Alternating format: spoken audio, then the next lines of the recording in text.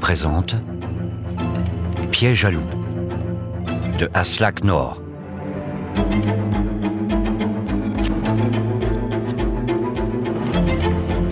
Lu par Christophe Brault.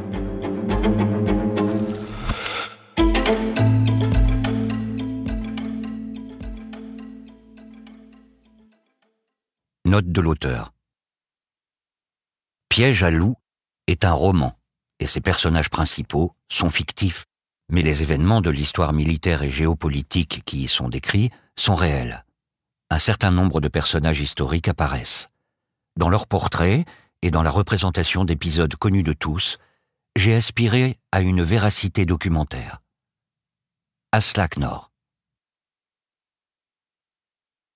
Ce n'est qu'une fois dans la capitale de Hitler qu'on saisit pleinement combien la lecture de romans policiers peut être utile et instructive.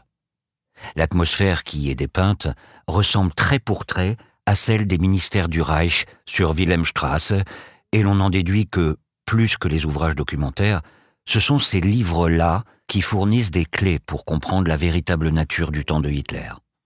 Les journalistes qui couvrent l'activité de Wilhelmstrasse traquent le crime, et le soupçon est à l'ordre du jour. Mais nous sommes des criminels aussi, tous autant que nous sommes, et ceux d'entre nous qui sont pourvus de sensibilité n'ont jamais la conscience tranquille. Theo Findal, Untergang, Berlin, 1939-1945. Rendez-vous 1. Londres, vendredi 8 septembre 1944. La mort arriva à vitesse supersonique. La fusée s'écrasa sur Londres à 18h43. De la mansarde qu'elle louait, Cassandra entendit une double détonation. La première lorsque l'engin franchit le mur du son, la seconde lors de la déflagration qui suivit. Le message de Berlin lui parvint aussitôt. Elle le déchiffra sur l'appareil Klamotten. Aie besoin des coordonnées de l'explosion de gaz. Information contradictoire. Accomplir rendez-vous 1. Elle relut le message. Voilà, c'était parti. Explosion de gaz était le nom de code désignant une frappe de fusée. Depuis que la Luftwaffe avait commencé à lancer des bombes volantes à la mi-juin, Cassandra travaillait nuit et jour à la localisation de leur point de chute. Cependant, il s'agissait là de tout autre chose que de V1, ou Doodlebugs, comme les Britanniques les surnommaient. Ce nouveau V2, on ne pouvait pas s'en protéger. Plus rapide que le son, on l'entendait seulement une fois qu'il avait atterri.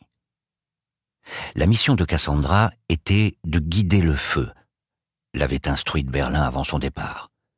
Trouver le point d'impact était essentiel pour améliorer la précision des futures attaques, pour mettre la Grande-Bretagne à genoux et faire remporter la guerre à l'Allemagne.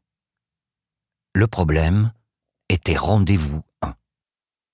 Ce vieux message codé de l'Abwehr, le service de renseignement militaire allemand, signifiait que, le jour de réception, Cassandra devait se rendre à Soho pour retrouver à 21h un autre agent allemand à l'angle de Coventry Street et de Rupert Street. Si l'un ou l'autre d'entre eux avait un empêchement, la même procédure devait être répétée 12 heures plus tard. Cassandra avait survécu parce qu'elle faisait profil bas. Londres était une métropole, il y était impossible de contrôler tout le monde. La clé, c'était de conserver son anonymat. Or, celui-ci était désormais menacé. Pourquoi les gens du renseignement de Berlin activaient-ils le code aujourd'hui? Que signifiait information contradictoire? Elle rangea sa petite mansarde, posa les tasses à thé sur un plateau rond en bois, mit la literie en ordre. La première chose à faire était de voir son officier traitant, le seul en qui elle ait confiance. Si quelqu'un savait pourquoi rendez-vous 1 était mis en œuvre, c'était lui. Dans la salle de bain, elle revêtit un chemisier blanc, un cardigan en laine d'agneau et un blouson en daim bleu. Elle s'examina dans le miroir. Elle avait le teint blême. Londres exerçait cet effet sur les gens. Dans l'appartement du rez-de-chaussée, elle entendait Mrs. Hurst, la logeuse, s'adresser avec émotion à son voisin. Tout le monde avait entendu la déflagration. Personne ne savait à quoi elle était due, ni d'où elle venait. La ville devait frémir de rumeurs. La bataille d'Angleterre était-elle entrée dans une nouvelle phase? Cassandra sentit que l'automne approchait. Les arbres battus par les vents se découpaient sur le ciel. Elle se glissa dans une cabine téléphonique pour appeler son officier traitant et convint en mots codés de le retrouver à l'endroit décidé. Il eut un instant de stupéfaction en apprenant qu'il s'agissait de rendez-vous 1. Elle prit le métro à Hammersmith, direction Est, et descendit à Leicester Square. Le wagon était dans le noir, comme à Berlin. Ce n'était pas pour lui déplaire. Le quai de la ligne Piccadilly, direction Nord, n'était pas très peuplé. Des soldats en uniforme, des infirmières et des bénévoles du FANI, une organisation caritative britannique exclusivement féminine.